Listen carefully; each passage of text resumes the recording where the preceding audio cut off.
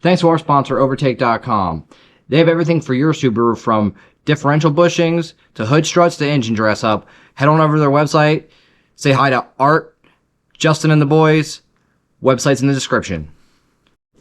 Hey guys, welcome back to another episode of Project Evo 722. This week we are getting back onto track with our informational videos. This week we are going back and looking over some new information that just came out about the upcoming, we'll say, WRX / and or STI hatch. Whether we get that or not, we just still don't know yet. Subaru hasn't made any announcements. However, they did release some information and did some releasing of patents or signing of patents on some names that they haven't used since the old Subaru XT Wedge vehicle that they had back in the late 80s, early 90s. So with that being said, we're going to get into it. One other thing I want to mention here is I'm half expecting Flatirons Tuning, YouTube, and our sponsor here at Overtake.com USA, those guys will be coming out with a video on this as well, because it just seems like we're all in the same wheelhouse. I'm also would love to get into their podcast that they do with Flatiron, with they call it like the Subaru Syndicate or whatever they call it. I feel like there's a vast amount of knowledge between us and between myself and them.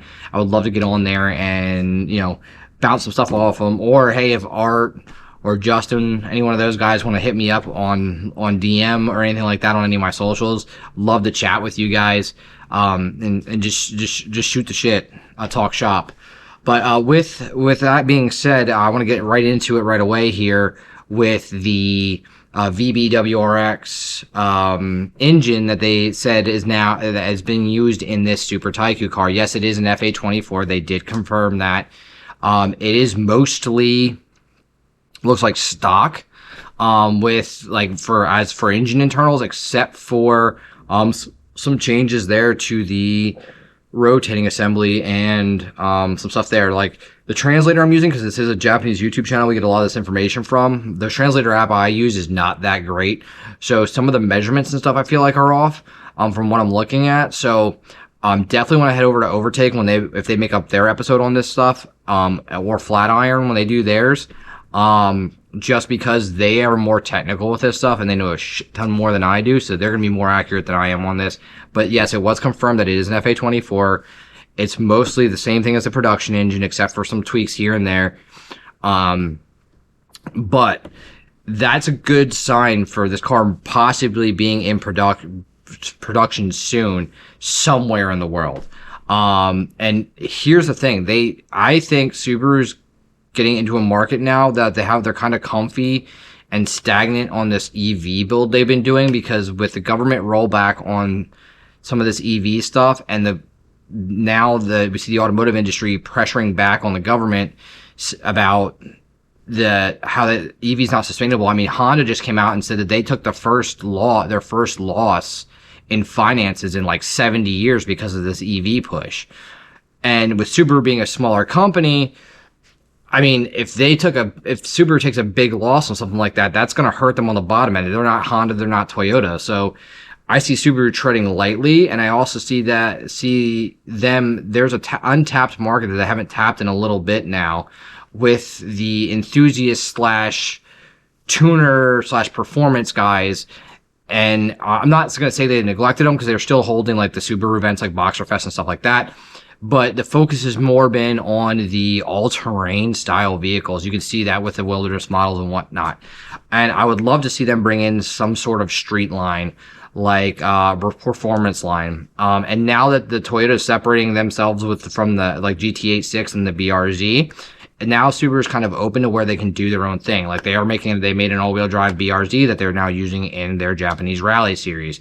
Before they wouldn't do that because there were some agreements with Toyota that kind of made that a little harder to come by.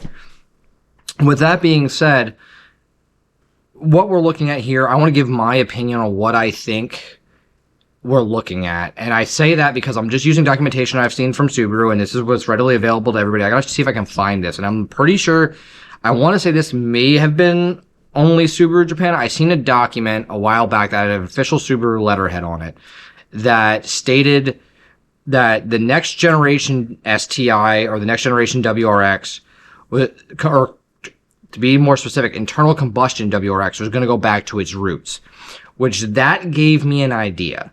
And that idea, that thought process in my head was that the WRX / STI platform was going to go back on the Impreza chassis. And the reason I say that is because prior to the VA, every single WRX and STI was on the Impreza platform. It was a higher tier, but it was on the Impreza platform.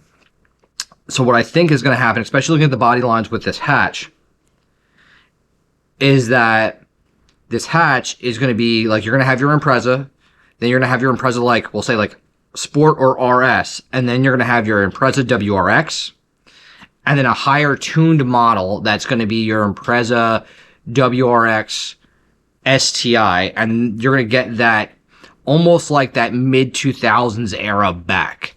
And then I did see some other speculations as well that they may be bringing out an all-wheel drive BRZ at some point, but I would say that's more far-fetched, just from my personal opinion. Like I said, I work at a Subaru dealership. I'm a service advisor there. I'm not in management. I don't get any type of leaks. Like, even our Subaru reps don't have anything from that. And we don't get information on this kind of stuff. So, like, you are in the dark on a lot of this stuff, but just from what I'm seeing, like, from and hearing from around, I don't think that all-wheel drive BRZ is plausible at the moment. Could it come out? Sure. Could it come out in overseas, not come out here? Probably. Same thing with this new hatchback. Is this new hatchback going to come over here? As of right now, no one knows anything. There's some real weird stuff going on, though, because I know in Japan, Subaru did stop the production and sale of the WRX after a certain point this year. So, and that's the VB chassis. So with that being said, the biggest question is what are they replacing the VB chassis with? Is it going to be this car that they're running in the Super Tiyko series? And if it is that car, is the U.S. market going to get it? Because the U.S. market is still getting the VB for the moment. So, and there's just a lot of different things that are going on. And I think what's really funny is that if you guys are Subaru people as much as I am, on the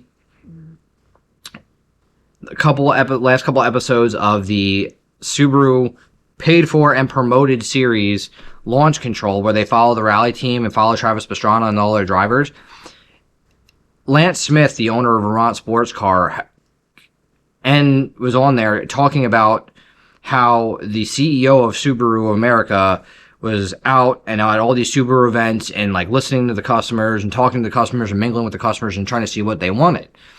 Or not even just see what they wanted, just trying to get the sense of the people that he's working with here, the people that are buying the cars, the people that are modifying the cars. That's the thing. The Subaru's talking to the people that own the product. And with that being said, the guy who's the CEO of Subaru right now started running rally at a young age. So the guy is a motorsports enthusiast. So do I think that he's going to totally neglect the motorsports or the Subaru performance world? I don't. Do I think that we could be getting a hybrid WRX eventually in the future or a hybrid STI in the future? Probably. Do I think we're going to get an EV? Most likely, especially if the EV push keeps going. But what I want to see here is what I think is if we're going to get a WRX STI or another STI back, I seriously think it's going to be on a platform that they already have access to, and they're not going to redevelop a car or an entire chassis again because of the unsuccessful version of the VB. I think the VB was slept on by a lot of people. It's a great car. I mean, I'm not saying that just because I freaking own one. The engine package in that car is amazing. I get that the suspension doesn't really give a driver feel like all of its predecessors, especially like back when you get back into the older chassis, like the early 2000s chassis. It's definitely not like we'll say like a pure driver's vehicle. You don't get the same feel that you would out of an '05 that you do out of like a 2022 plus, or even a 2014 plus or 2015 plus. Like, you don't get that same feeling out of the car. But I will say, for what the car is, I said the weakest link in that car is the transmission, unfortunately. But if we could get a car with a smaller wheelbase platform, or somewhat similar wheelbase platform that's a lot lighter, and a 5-door turbocharged that makes 350 to 400, give or take a little bit. I mean, I'm asking a lot. And it's probably going to be expensive, because it's the car market. I mean, the average car price nowadays is 30 grand, so that car's going to at least be in the mid 40s, maybe 50s. I think they'll sell it. I honestly do, especially because I think the people slept on the VB because they said it was ugly. And that gave Subaru PTSD from like 2008 when they came out with the original hatch, narrow body, and everybody hated it. Because I remember the shit talking that was going on inside Naziok and the other forums and stuff like that, because because no one liked the way the narrow body looked. They said it looked like a chick car. And no one bought them. Now those and the wide bodies, the most wide body hatches, are the most like sought after ones because they're so rare. But with that being said, I do think that the next generation WRX STI, if they were going to come out with something along those lines, is going to be on some sort of or close to the Impreza chassis. I would love to see it come back on the Impreza platform, just because I get what they were doing when they took it away, and honestly, the VA was probably one of the best-selling WRX trim models of like almost all time, because I see those fucking things everywhere. But I do think with the FA24, if they put they put an STI transmission in it, the 6-speed trans in it with the adjustable diff settings, I think that you're gonna get probably the best hatchback platform vehicle, the most balanced hatchback platform vehicle on the road, honestly. But I would love to see us get it. Alright guys, thank you for listening to me rant about Subaru. I know I get really emotional and like kind of just into it. Like, follow, subscribe. Hopefully you guys like this episode. If you tell me what you guys think, if you guys think they're going to go that route or not, comments down below. Make sure you head on over to the Art and the Boys at Overtake.com for all your Subaru parts needs for performance stuff like that. Like I said, like, follow, subscribe. Follow me on socials, Insta, TikTok, and we'll see you on the next one.